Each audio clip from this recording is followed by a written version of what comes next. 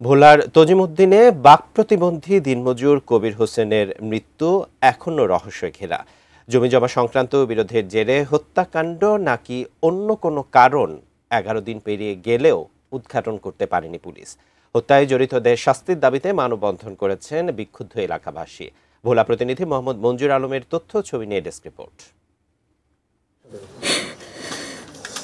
স্বামীর ছবিটাই এখন কেবল সুমা বেগমের সান্ত্বনা, তবে চোখের পানি বাঁধ মানছে না। স্বামীকে হারিয়ে 4 সন্তান নিয়ে অনিশ্চিত জীবনে পড়েছেন, জানেন না ভবিষ্যৎ কি। স্বামীর ঘাতকদের শাস্তি হবে তো? স্বামী হারানোর বিচার কি তিনি পাবেন?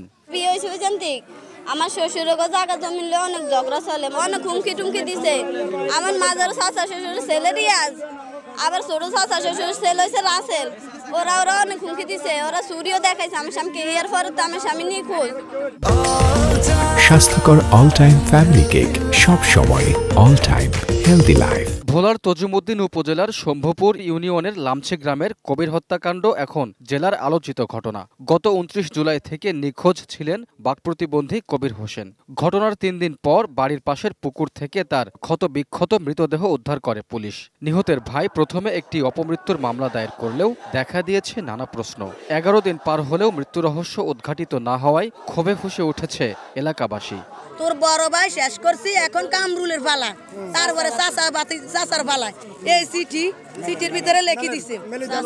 যখন পুকুর থেকে উঠানো হইল তখন দেখলাম তাকে যে শাস্তি, তার জিহ্বাটা বের হয়ে গেছে, তার একটা চোখ উঠানো হয়েছে, বুকের দুই পাশে দেখতেছি যখন ছোড়া দিয়ে গুতা দিছে এমন 2টা গুতা দেখেছি।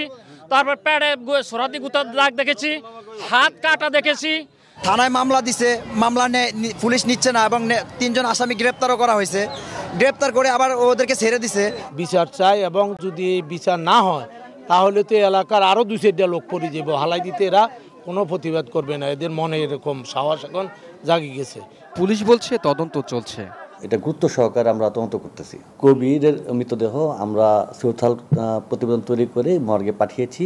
সেই রিপোর্টটা যত দ্রুত আসবে আমরা তত পরবর্তী পদক্ষেপে যেতে পারবো। কবির খুনের নেপথ্যে কি জমি জমার বিরোধ নাকি অন্য কোনো কারণ? হত্যায় জড়িত কারা? এসব প্রশ্নের জবাব খুঁজতে পুলিশকে সক্রিয় হওয়ার আহ্বান এলাকাবাসীর।